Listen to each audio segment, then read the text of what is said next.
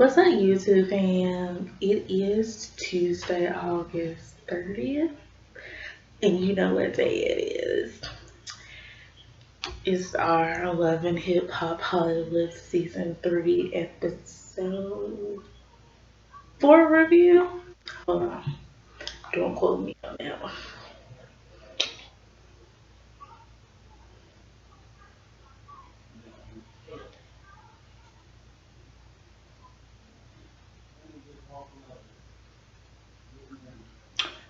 No, it's Episode 3. Sorry. Well, anyway, sorry if you hear noise in the background. I'm still trying to figure out the microphone situation on my laptop. So,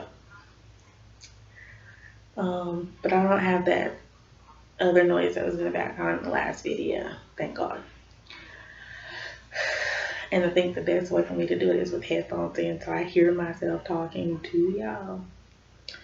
But anyway, this episode, I'm just going to review the parts that I liked and talk about a little bit of what I didn't like.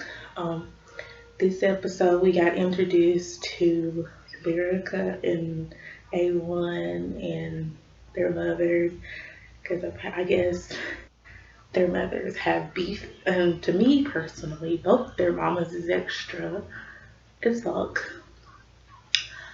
So, she can sing. She got a little voice. I've heard some of the songs that she's written for some artists that she mentioned, and I've heard some of the songs that he's produced that he mentioned he produced when they introduced him.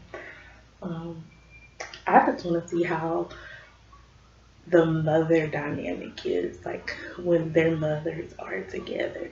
Because when they're separate, they seem extra as hell, especially his mama. Like, I know I can see where Lyrica's coming from, like, we're in our own spot. And your mama drops in, and like, I'm gonna be here for 2 weeks, and in that 2 weeks turns into 6 fucking months. I'd be mad as hell too.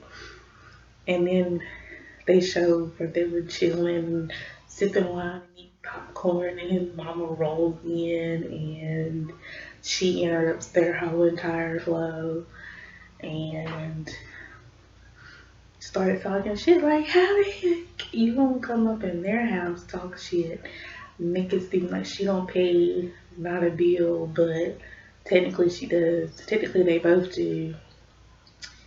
And her name's on the list. You can't come in somebody else's household and disrespect them when they're allowing you to stay there. I'm just saying. And you've been there for a minute. No more than a minute, like 6 months. How? And then it's her mama first.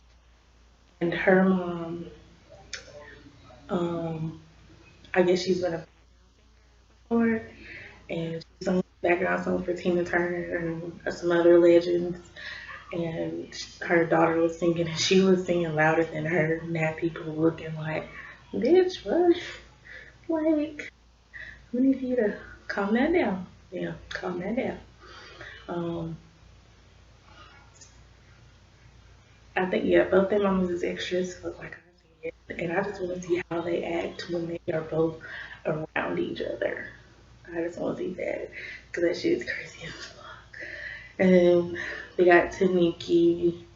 Yeah, I know I'm going like totally out of order, but oh well, whatever. It's a review. It's not completely in order. It's just my perspective on the episode.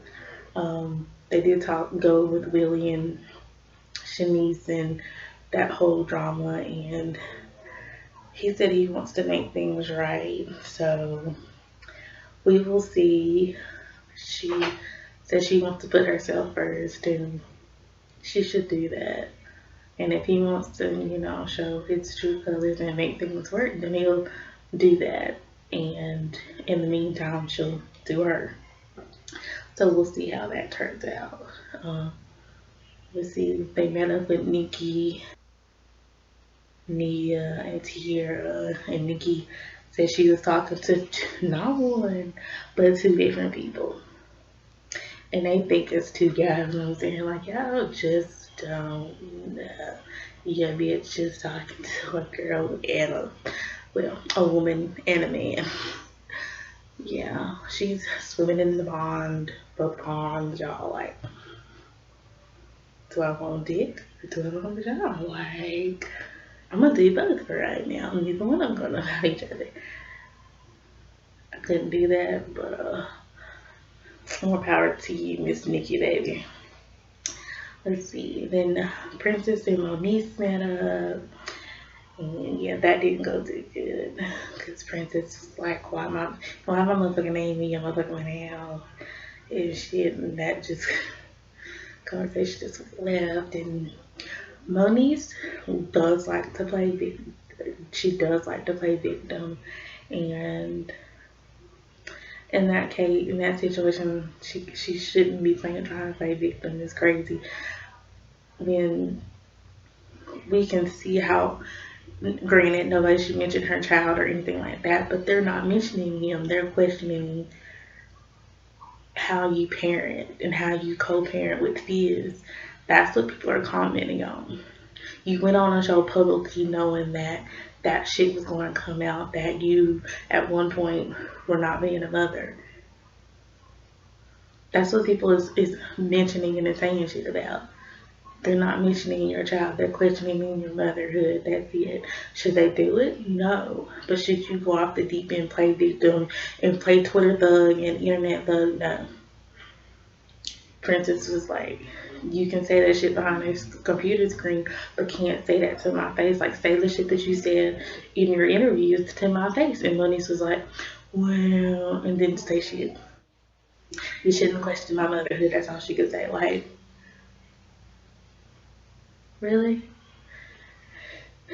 And then so Moniece was like, well, conversation over, and walked out. And Princess was like, bitch, conversation ain't over. Yeah, luckily there was security there because I believe there would have been a fight. There would have been. So, yeah. But let's see. We're gonna talk about Lil B. Okay.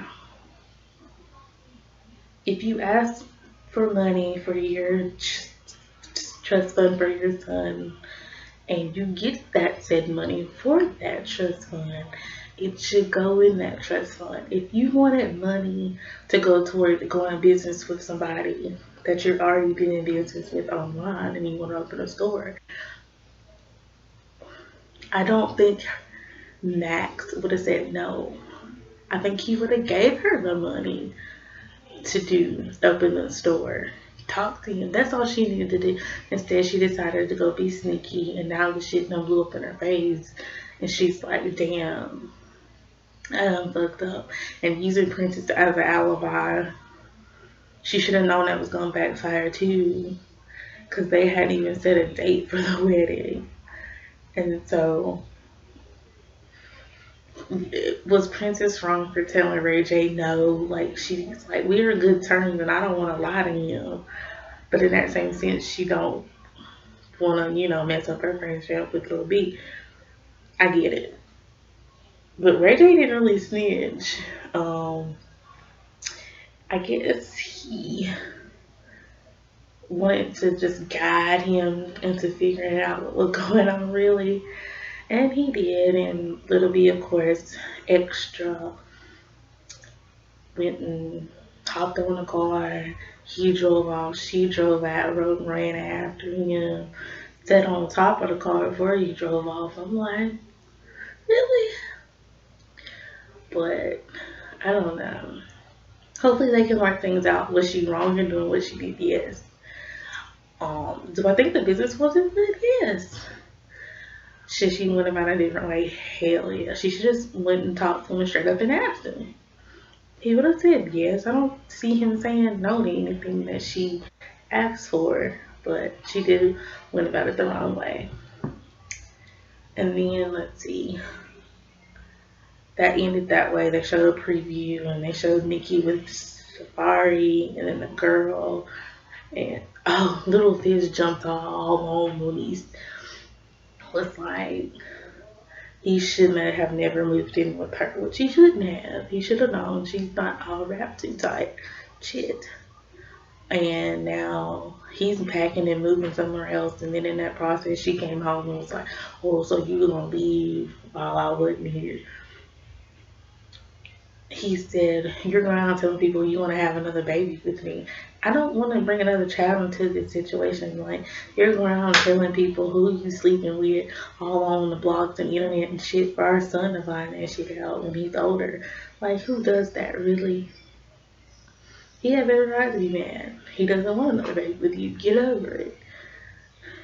So, yeah. This season so far is good and interesting. And we'll get to next week's episode where Nikki is with Safari and the girl, and Little B and Max are trying. I don't know how that's going to work, but I pray it works out and they figure out what they're going to do. And that is my review on Love and Hip Hop season 3, episode 3. Comment below what y'all think about this season so far. Don't forget to like, comment, subscribe, and share. And I will see y'all in my next video. Love y'all. Peace.